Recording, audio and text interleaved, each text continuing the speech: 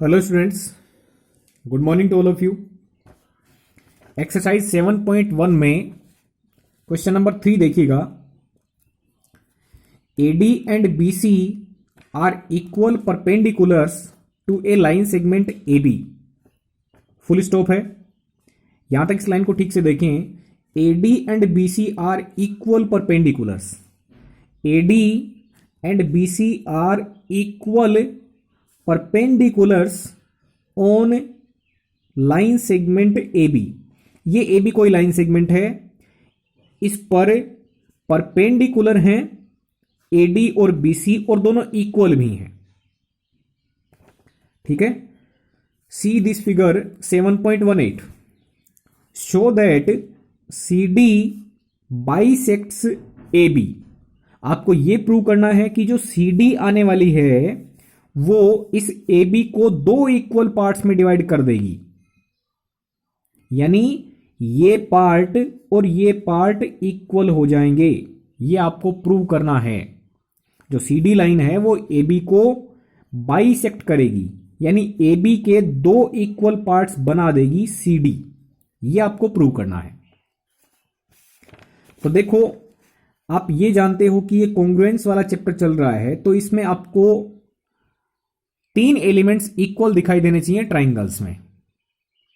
हमें यह प्रूव करना कि ये दोनों इक्वल हैं, तो इक्वल लाने के लिए हमें कॉन्ग्रुएंट प्रूव करना जरूरी होता है, क्योंकि जो भी ट्राइंगल कॉन्ग्रुएंट हो जाते हैं उनके पार्ट्स इक्वल हो जाते हैं, ये हम जानते हैं।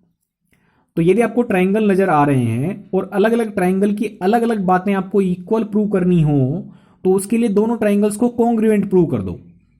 यदि दोनों ट्राइंगल्स कॉन्ग्रुएंट हो जाते हैं तो उनके कोरस्पॉन्डिंग पार्ट्स भी इक्वल हो जाते हैं। तो आप देखें, इस ट्राइंगल में और इस ट्राइंगल में मेरे को दो बातें तो इक्वल नजर आ रही हैं। ये साइड इसके इक्वल, ये आपको दी गई है। ये 90 डिग्री के इक्वल है, तो दो बातें तो दिखाई दे रही हैं। तीसरी बात, अपने इंटेंशन से, नेचुरल टैलेंट से आप फाइंड आउट करेंगे। आपको जानकारी है कि ये दोनों आपस में वर्टिकली अपोजिट एंगल्स हैं, तो इक्वल होंगे। ये हम पहले डिस्कस कर चुके हैं। तो हम ये दो ट्राइंगल लेंगे। देखो, मैंने लिखा है in triangle C O B and triangle D O A. ये दो ट्राइंगल्स लिए हैं। इन दोनों ट्राइंगल्स में देखो, ये एंगल इसके इक्वल है, वर्टिकली अपोजिट एंगल। तो मैं लिख सकता हूं एंगल सी ओ बी, यानी ये एंगल इक्वल होगा डी ओ ए के, because these are vertically opposite angles. Second thing, ये एंगल इसके इक्वल है, means angle C B O will be equal to D A O. ये दोनों angle 90 degree के हैं, because A D and B C are perpendiculars on A B. Perpendicular बोला मतलब 90 degree angle है, तो ये दोनों 90 डिग्री हो गए। फिर सी बी इक्वल है ए डी के। ये दोनों आपको इक्वल गिवन है, आपको बोला है कि ये इक्वल परपेंडिकुलर्स हैं, तो ये परपेंडिकुलर हैं, वो इक्वल हैं लेंथ में। ठीक है। तो आपको दिखाई देगा इन दोनों ट्राइंगल्स में कि दो तो एंगल इक्वल हैं और एक साइड इक्वल है। तो रूल कौन सा लगेगा? दो एंगल और एक साइड इक्वल हो तो AAS कॉन्ग्रुएंस रूल लग जाता है, और दोनों ट्राइंगल्स कहे जाएंगे कॉन्ग्रुएंट। ठीक है। एक बात यहां पे नोट करते वक्त ध्यान रखें कि COB ट्राइंगल की बातें आपको पहले लिखनी है और DOA ट्राइंगल की बातें आपको बाद में लिखनी है। इस COB की एंगल COB DOA ट्राइंगल का एंगल DOA के इक्वल है। यह नहीं होगा कि इसकी बातें आप इधर लिख दें, इसकी बातें इधर लिख दें। इसकी बातें आपको तीनों इसी साइड में लिखनी है और इसकी बातें आपको तीनों इसी साइड में लिखनी है। ये आपको सीक्वेंस फॉलो करनी है। तो AAS से दोनों ट्राइंगल क्या हो जाएंगे? कॉन्ग्रुएंट। तो हम बोल सकते हैं कि ट्राइंगल COB कॉन्ग्रुएंट होगा DOA के। नाम देते वक्त ध्यान रखेंगे, आप यदि इस ट्राइंगल का नाम लिख रहे हैं C पॉइंट से स्टार्ट होकर के, पहले ट्राइंगल में कोई दिक्कत नहीं है, आप C से O पे आए, फिर O से B पे गए, तो आप देखो इस ट्राइंगल का नाम लिखते वक्त कहां से स्टार्ट करेंगे। आपका दूसरा पॉइंट कौन सा था? वर्टिकली अपोजिट एंगल वाला, और तीसरा पॉइंट था 90 वाला। तो ये दूसरा होगा और ये तीसरा होगा, यानी आप डी पॉइंट से स्टार्ट करेंगे, डी ओ ए, तो इस ट्राइंगल का नाम होगा डी ओ ए। ओके, अब आप ये जानते हैं कि ट्राइंगल यदि कॉन्ग्रुएंट हो गए तो उसकी सारी बातें इक्वल हो गई, तो हम ये बोल पाएंगे कि B to O length equal होगी A to O length, B O will be equal to A ओ।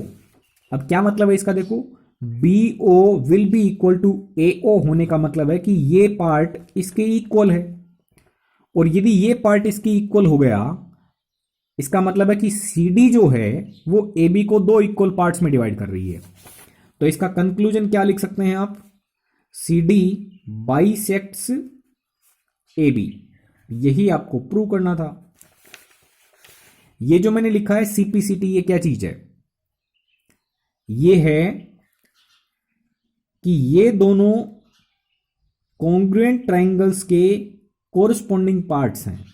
इसको क्या बोलेंगे, corresponding parts of congruent triangles, या फिर बोल सकते हैं corresponding pair of congruent triangles, क्योंकि दो मिलकर के पेयर बन गए। ओके, तो ये क्या हो जाएगा, बी ओ इस ट्राइंगल का पार्ट है और ए ओ इस ट्राइंगल का पार्ट है, तो दोनों क्या हो जाएंगे, इक्वल हो जाएंगे। इसलिए इसको बोल देते हैं कि जब भी ट्राइंगल कॉन्ग्रुएंट है तो उससे कुछ कंक्लूजन निकालेंगे तो आप लिखेंगे by CPCT. Okay, next question 4 पे चलते हैं। L and M are two parallel lines intersected by another pair of parallel lines P and Q। L और M दो पैरेलल लाइंस हैं और वो इंटरसेक्ट हो रही हैं P और Q पैरेलल लाइंस से।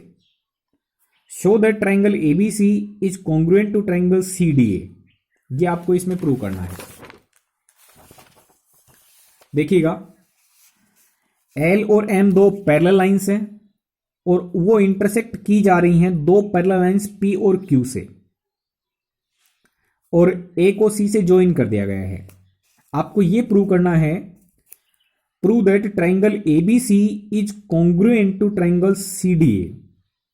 ABC is congruent to triangle CDA। ये दो ट्राइंगल्स कॉन्ग्रुएंट प्रूव करना है। देखो, जिन भी ट्राइंगल्स को आपको कॉन्ग्रुएंट प्रूव करना है उसमें आपको तीन इक्वल बातें मिल जानी चाहिए। तो पहले मैं ABC ट्राइंगल का नाम लिखूंगा तो उसकी तीन बातें, और CDA ट्राइंगल की तीन बातें जो इक्वल हों। ठीक है, तो देखो हम कैसे कैसे लिखेंगे। यदि मैं बात करूं इस ट्राइंगल में और इस ट्राइंगल में, तो ये एंगल इसके इक्वल होगा, ये आप देख सकते हैं आसानी से, बिकॉज ये अल्टरनेट एंगल्स हैं। ये लाइंस पैरेलल हैं तो आपको एक जेड दिखाई दे रहा होगा। यदि लाइंस पैरेलल होती हैं तो अल्टरनेट एंगल्स इक्वल होते हैं, और आप देख रहे हैं कि एल और एम जो लाइंस हैं वो पैरेलल दी रखी हैं आपको, तो इसमें ये दोनों अल्टरनेट एंगल्स इक्वल होंगे। तो हम बोल सकते हैं कि एंगल बी ए सी, ऐसे ही देखो ये बन जाएगा ट्राइंगल आपका इस तरीके से, ये एल है और ये एम है, तो यहां पर जो एंगल बनेगा वो इसके इक्वल बनेगा। ठीक है, तो हम लिख सकते हैं कि एंगल बी ए सी, ये एंगल इक्वल होगा डी सी ए के। इस तरीके का जेड आपको दिखाई दे रहा होगा, ये P है और ये Q है, तो यहां जो एंगल बनेगा वो इसके इक्वल होगा। ये पॉइंट A है, ये B है, ये C है और ये D है। तो यदि P और Q दो पैरेलल हैं तो ये दोनों भी इक्वल होंगे, और L और M पैरेलल हैं तो ये दोनों भी इक्वल होंगे। ठीक है, ये आपको ध्यान रखना है। तो हम इन्हीं एंगल्स की बात करेंगे, केवल इस वाले एंगल से कोई लेना देना नहीं है, ये टोटल एंगल बन जाएगा इसका। तो केवल इन दो ट्राइंगल्स की बात है, तो इसके अंदर वाले एंगल्स हमारे लिए उपयोगी रहेंगे। एंगल बी ए सी की बात करें तो एंगल डी सी ए के इक्वल होगा, because they are alternate angles due to P and Q are parallel lines. ऐसे ही देखो, बीच वाली जो साइड है ए सी, वो दोनों ट्राइंगल्स में काम में आ रही है। इसका मतलब ये क्या हो गई, इनकी कॉमन साइड, दोनों ट्राइंगल्स में कॉमन साइड। इस एंगल की बात करें, ये इसके इक्वल होगा, तो हम लिखेंगे ए सी बी एंगल, यानी ये एंगल इसके इक्वल, DAC के इक्वल। इस ट्राइंगल का नाम आपने पहले लिखा तो इसी की तीनों बातें लिखनी है, इस ट्राइंगल का नाम आपने बाद में लिखा है तो इसकी तीनों बातें बाद में लिखनी है, और कौन सी किसके इक्वल है वो इक्वली शो करनी है विथ रीजन। ठीक है, तो हम लिख सकते हैं therefore by angle side angle congruence rule. Angle side angle क्यों लगा है? क्योंकि इस ट्राइंगल की दो एंगल्स और बीच की साइड, इस ट्राइंगल की दो एंगल्स और बीच की साइड के इक्वल हैं। तो दो एंगल्स और बीच वाली साइड इक्वल होने से कौन सा रूल लगता है? Angle side angle rule. और इस एंगल साइड एंगल रूल के कारण दोनों ट्राइंगल्स क्या हो जाएंगे? Congruent.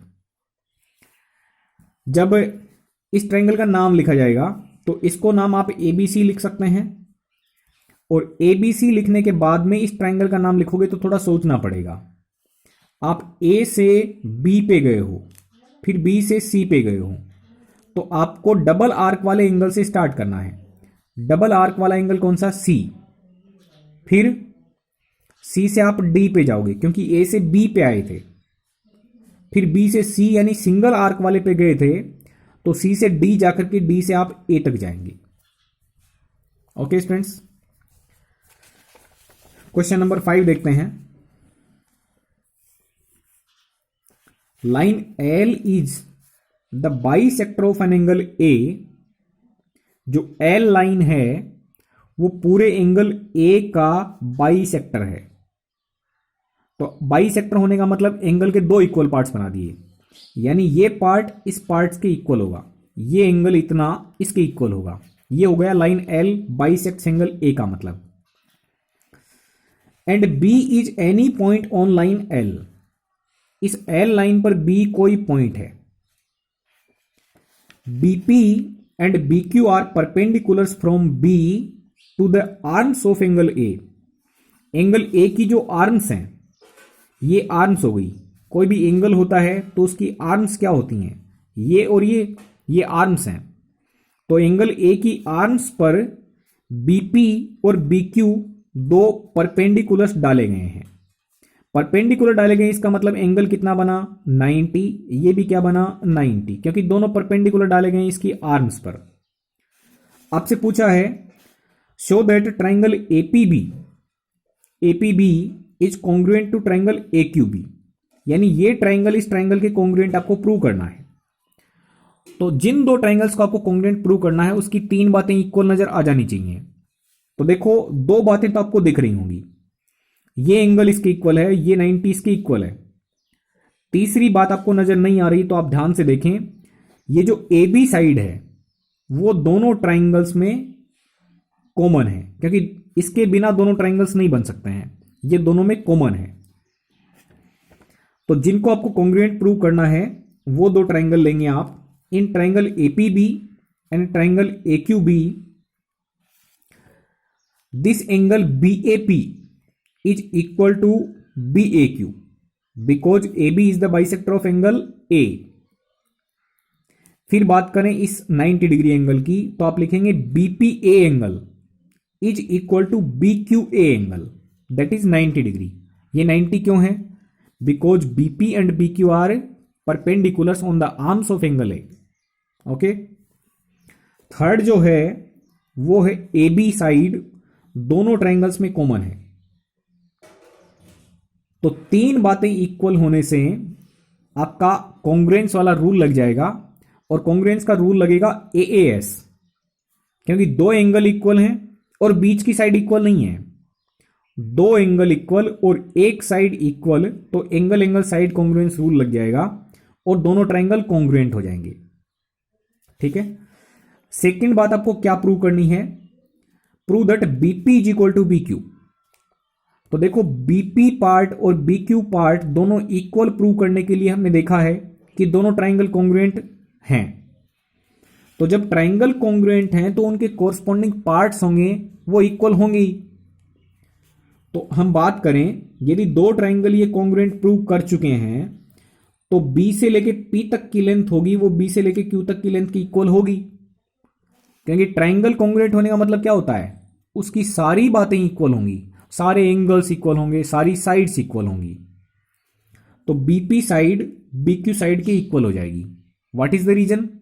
By CPCT, because these two are the parts of congruent triangles, corresponding parts. Okay, question number 6 देखिएगा। क्वेश्चन नंबर 6 में आपको ये लिख के दिया, देखो in figure 7.21 AC is equal to AE, AC is equal to AE and AB is equal to AD and also angle BAD is equal to EAC। ये angle इसके इक्वल है। देखो कितनी बातें इसमें बोली हैं। ये पार्ट इसके इक्वल है, ये साइड इसके इक्वल है और ये एंगल इसके इक्वल है। Then show that BC length is equal to DE, show that BC length is equal to DE length, यानी ये पूरी लेंथ इस पूरी लेंथ के इक्वल है, ये आपको प्रूव करना है। तो देखो इसमें एक खास बात, यदि ट्राइंगल उठाए जाएं BAC और DAE, तो आप ध्यान से इसमें देखिएगा,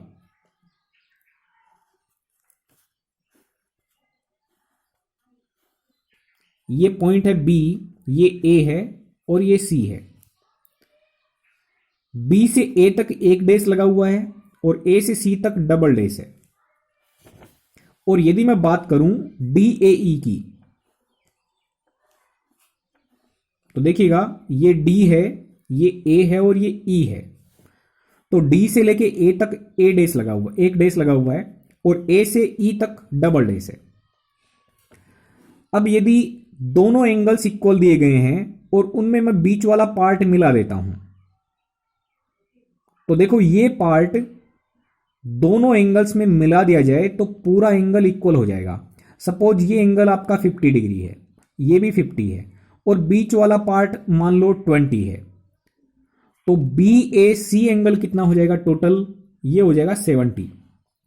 ओके, और ऐसे ही देखो 50 में 20 पार्ट मिला दिया जाए तो DAE पूरा एंगल कितना हो जाएगा? 70 डिग्री। तो आप इन दोनों ट्राइंगल्स में देखो तीन बातें इक्वल नजर आ गई। ये साइड इसके इक्वल है, ये साइड इसके इक्वल है और बीच वाला एंगल इक्वल है। तो कौन सा कॉन्ग्रुएंस का रूल लग गया? Side angle side, side angle side से दोनों ट्राइंगल क्या हो जाएंगे? कॉन्ग्रुएंट। और कॉन्ग्रुएंट होने का मतलब सारे पार्ट्स इक्वल। तो जो BC पार्ट है वो DE पार्ट के इक्वल हो जाएगा। तो सबसे पहली बात आपको क्या लिखनी है? आपको ये शो करना है कि जो BAC एंगल है, ये पूरा एंगल वो BAD और इसमें DAC मिलाने से प्राप्त होगा। इसको इक्वेशन नंबर 1 बोल दें। और जो DAE एंगल है वो DAC वाले भाग में यदि EAC वाला भाग मिला दिया जाए तो प्राप्त होगा। अब आप देख रहे हैं कि ये तो दोनों इक्वल दोनों में है, ये आपको पहले से इक्वल दे रखे हैं। तो इसका मतलब ये यदि 50 डिग्री, ये 50 डिग्री, ये 20 डिग्री, ये 20 डिग्री, तो टोटल 70 के बराबर। मींस BAC एंगल होगा वो DAE के इक्वल हो जाएगा। फिर दोनों ट्राइंगल्स को हम लेंगे और दोनों ट्राइंगल्स में हम कॉन्ग्रुएंट वाली बात लिख देंगे। ठीक है, तो देखो हम ट्राइंगल लेंगे। कौन कौन से ट्राइंगल आपको लेने हैं? BAC ट्राइंगल लेना है, DAE ट्राइंगल लेना है। उसमें हम लिखेंगे BA साइड DA साइड के इक्वल है because this is given. Second, ये एंगल इस एंगल के इक्वल, टोटल हमने 70 डिग्री इसको अभी देखा है फॉर एग्जांपल। तो BAC और DAE ये दोनों इक्वल होंगे by equation number 3। And third part AC side होगी वो AE के इक्वल होगी। ठीक है, ये भी आपको गिवन है। तो जब दो साइड्स और बीच का एंगल इक्वल हो तो SAS कॉन्ग्रुएंस रूल लग जाएगा और दोनों ट्राइंगल कॉन्ग्रुएंट बोले जाएंगे। मींस ट्राइंगल BAC और DAE कॉन्ग्रुएंट हो जाएगा। अब आपको ये पता है कि यदि ट्राइंगल कॉन्ग्रुएंट तो सारे पार्ट्स इक्वल होंगे, तो B to C पार्ट होगा वो D to E पार्ट के इक्वल हो जाएगा। means BC will be equal to DE. Okay students, thank you very much.